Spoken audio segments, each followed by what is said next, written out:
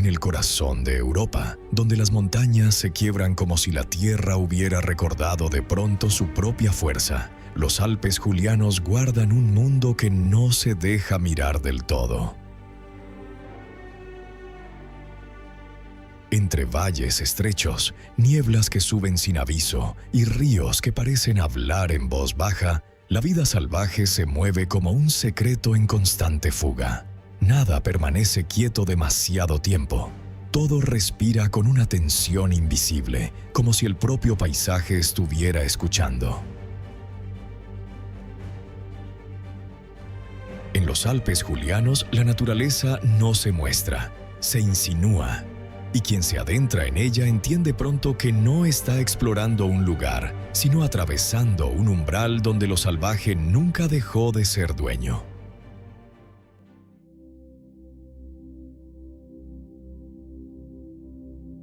Entre los claros más oscuros del bosque y los bordes donde la tierra se vuelve blanda y removida, aparece una presencia que rara vez se deja ver completa. No camina con ligereza ni busca el silencio, lo impone. Su paso deja señales recientes, como si el suelo hubiera sido abierto con una insistencia antigua, casi obstinada. Se mueve cerca de la noche, pero no pertenece del todo a ella.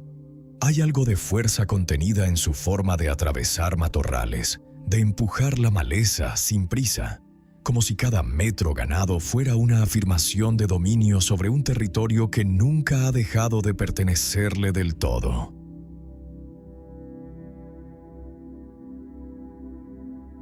En los Alpes julianos el jabalí encuentra un escenario perfecto, zonas densas donde puede moverse sin ser visto, laderas que ofrecen refugio y alimento escondido bajo capas de tierra húmeda. Su comportamiento es una mezcla de cautela y determinación. Puede desaparecer en un instante si percibe el más mínimo cambio en el aire, pero también puede avanzar con una seguridad casi terco-instintiva cuando la noche le pertenece.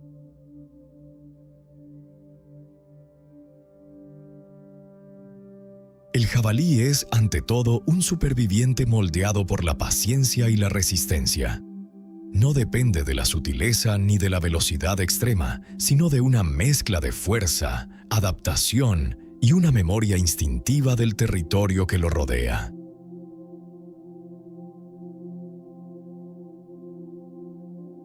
Su cuerpo compacto y robusto está hecho para abrirse paso donde otros se detienen. El hocico, siempre en movimiento, es su herramienta principal. Explora, remueve, busca lo invisible bajo la superficie. No recorre el bosque como otros animales. Lo inspecciona desde abajo, como si leyera una historia escrita en la tierra húmeda.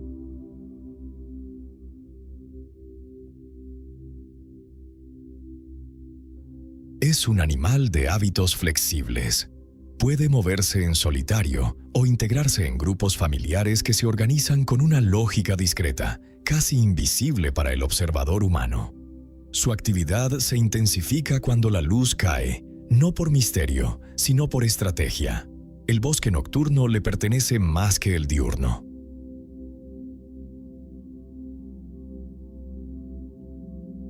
A pesar de su apariencia ruda, no es un ser imprudente. Detecta cambios mínimos en el entorno, un olor distinto, un sonido fuera de lugar, una vibración en el suelo. Cuando algo no encaja, desaparece con una rapidez sorprendente para su tamaño, como si el bosque lo absorbiera.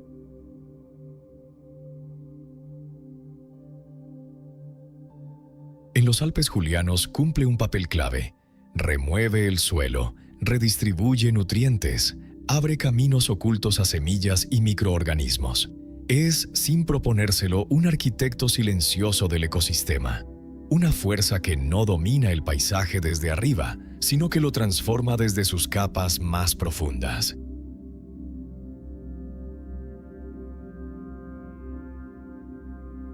Y cuando el bosque vuelve al silencio, queda solo su firma invisible.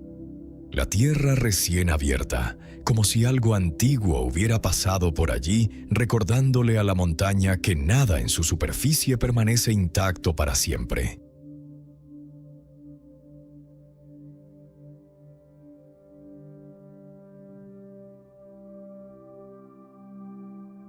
Los Alpes Julianos son una cadena montañosa de los Alpes orientales que se extiende principalmente entre Eslovenia y el noreste de Italia. A nivel científico y natural son una zona muy interesante porque combinan geología compleja, gran biodiversidad y una fuerte influencia climática alpina y mediterránea al mismo tiempo.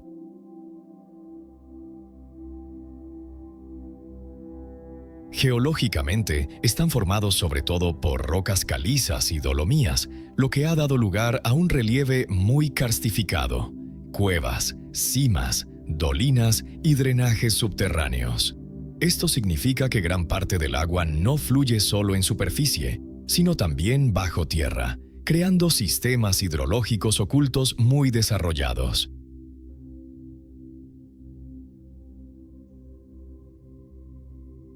Uno de sus rasgos más importantes es la variación altitudinal brusca. En pocos kilómetros se pasa de valles relativamente suaves a picos que superan los 2.500 metros, lo que genera microclimas muy marcados.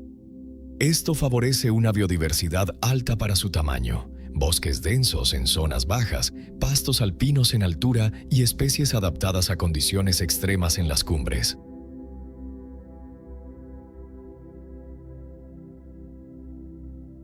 También son un punto clave de biodiversidad europea porque funcionan como zona de transición biogeográfica. Aquí se mezclan especies típicas de los Alpes con otras de influencia balcánica y mediterránea, creando una diversidad genética y ecológica notable.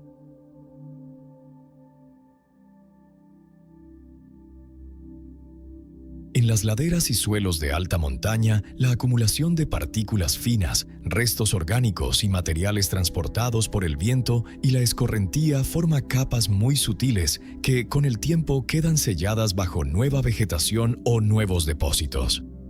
Estas capas permiten reconstruir cambios en la temperatura, la humedad y la intensidad de las estaciones a lo largo de miles de años.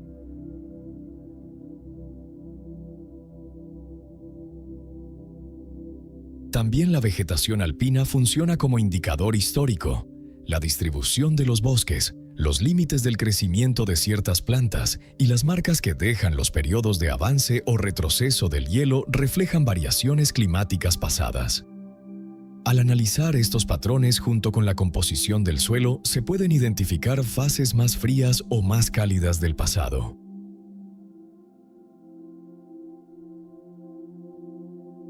De este modo, incluso sin recurrir a formaciones subterráneas o lagos, el propio paisaje de superficie actúa como un registro continuo de cómo el clima ha ido moldeando lentamente las montañas.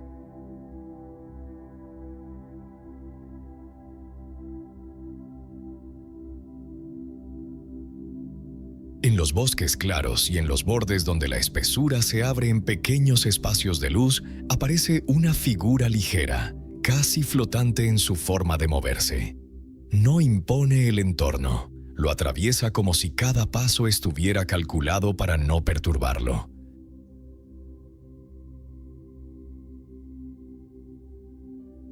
Su tamaño es contenido, su silueta afinada, pensada para la velocidad corta y el escape inmediato.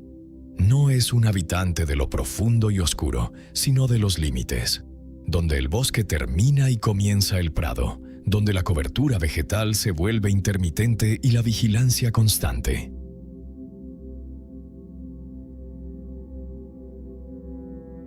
Permanece gran parte del día inmóvil, escondido entre la vegetación, confiando más en desaparecer que en enfrentarse.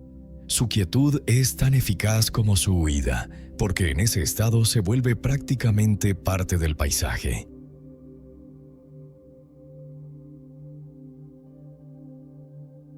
El corzo destaca por su estrategia de vida basada en la eficacia del mínimo esfuerzo.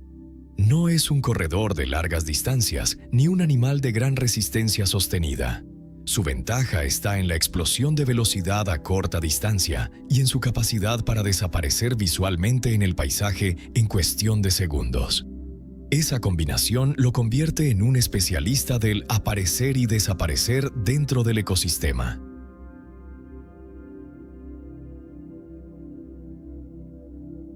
Su cuerpo es ligero y compacto, con extremidades finas que le permiten moverse con gran precisión entre vegetación densa, matorrales y zonas fragmentadas. Esta morfología está estrechamente ligada a su estilo de vida en paisajes en mosaico, donde alternan bosques, claros y praderas.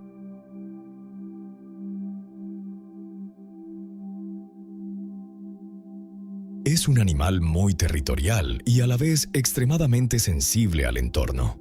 Detecta cambios mínimos en el sonido, el viento o los olores, lo que le permite anticipar amenazas antes de que sean visibles. Su conducta es principalmente crepuscular, aprovechando las horas de luz tenue para alimentarse y desplazarse con menor riesgo.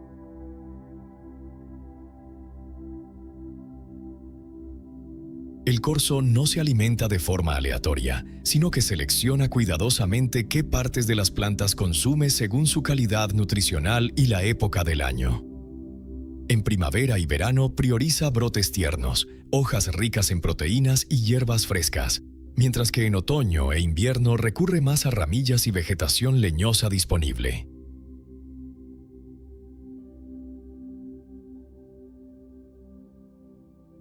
Esta selección constante tiene un efecto directo sobre la estructura del bosque.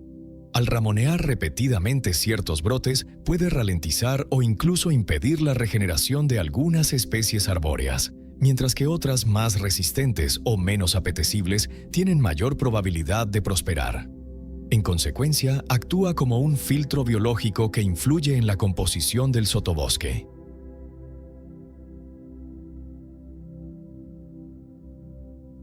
Con el tiempo, este comportamiento contribuye a modelar un paisaje en mosaico, donde la vegetación no crece de forma uniforme, sino en patrones irregulares influenciados por su presencia constante.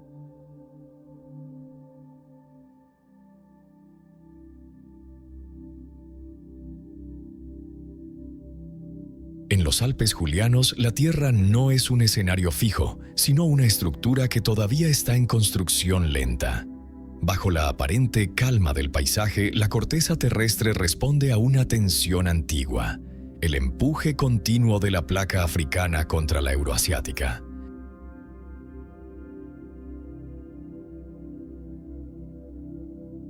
No se trata de un choque brusco visible en el día a día, sino de una presión acumulada a escala geológica. Como dos masas gigantes que avanzan milímetro a milímetro, esta interacción no rompe el terreno de forma constante con grandes terremotos, pero sí lo mantiene en un estado de ajuste permanente.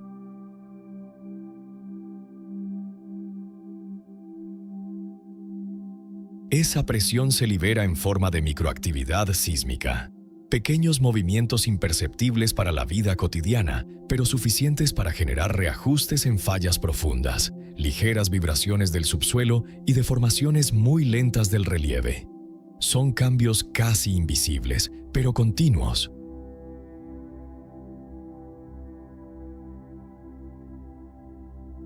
Con el tiempo, esta dinámica ha ido elevando montañas, fracturando capas de roca caliza y reorganizando el paisaje en bloques irregulares. Las cumbres no son formas estáticas, sino el resultado de una negociación geológica todavía en curso entre fuerzas opuestas.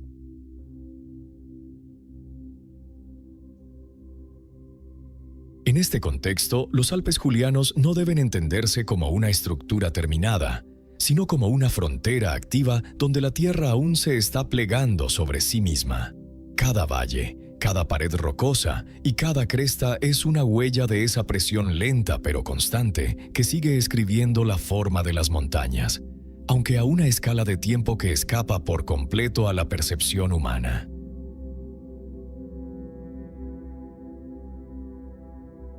En los Alpes julianos aún se conservan áreas donde el bosque funciona con una dinámica casi intacta, muy cercana a la original.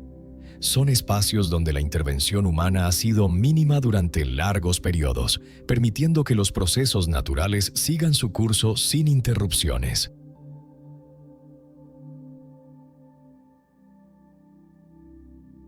Allí los árboles caen, se descomponen y vuelven a dar vida al suelo, creando ciclos completos de regeneración. La madera muerta no desaparece, sino que se transforma en hábitat, alimento y estructura para nuevas formas de vida. Es un sistema en el que nada se desperdicia y todo se recicla lentamente.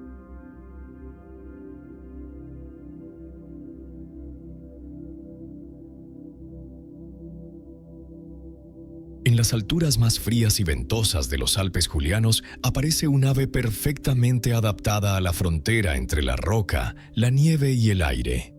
No es un habitante del bosque cerrado, sino de los espacios abiertos donde la vida parece más frágil, pero en realidad está más afinada.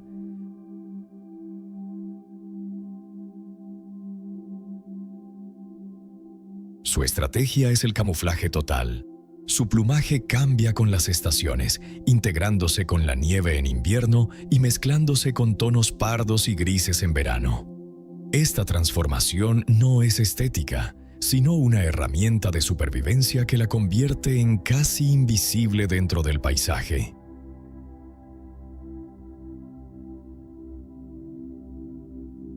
Se desplaza entre rocas y zonas altas con movimientos cortos y seguros, aprovechando cada irregularidad del terreno para protegerse del viento y de los depredadores. Su vida transcurre en condiciones extremas, donde la temperatura, el viento y la escasez de vegetación marcan cada decisión.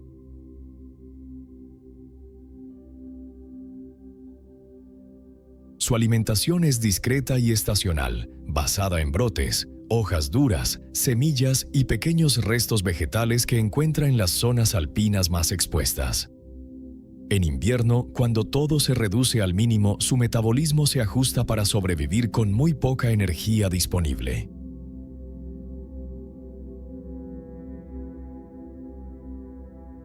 Un dato interesante de la perdiz nival es que no solo depende del camuflaje visual, sino también del comportamiento.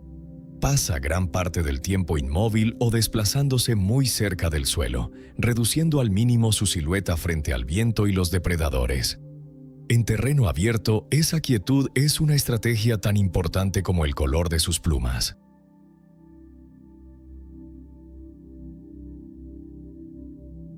Otro aspecto clave es su adaptación a la nieve profunda. Sus patas están cubiertas de plumas que actúan como raquetas naturales, lo que le permite caminar sobre superficies blandas sin hundirse fácilmente, algo vital en invierno alpino.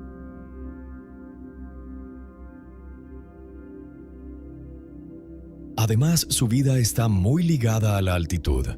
Durante el verano asciende a zonas más altas donde encuentra alimento y menos competencia, mientras que en invierno desciende ligeramente, siguiendo las áreas donde la nieve no es tan extrema. También tiene un metabolismo altamente eficiente. Puede reducir su actividad energética en épocas duras, sobreviviendo con recursos muy limitados cuando el entorno prácticamente no ofrece alimento accesible.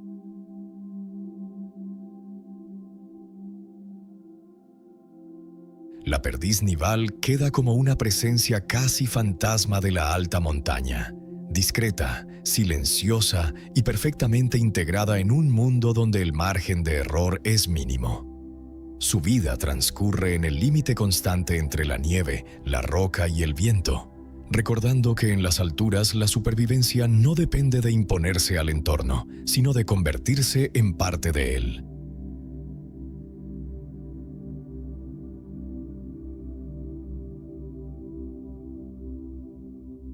Los Alpes julianos no terminan, continúan bajo el silencio como una masa viva que respira y se retuerce despacio. Bajo la roca la presión sigue empujando. En la superficie el viento talla, el frío muerde y el bosque reclama cada grieta.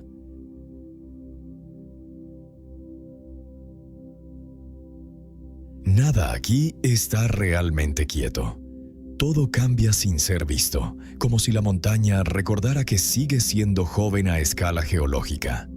Y en ese equilibrio inestable, lo salvaje no es un estado. Es la norma que nunca dejó de imponerse. Suscríbete para no perderte más historias sobre la vida salvaje, la naturaleza y los lugares más extremos del planeta. Y si te ha gustado este contenido, regálame un like para seguir creando más videos como este.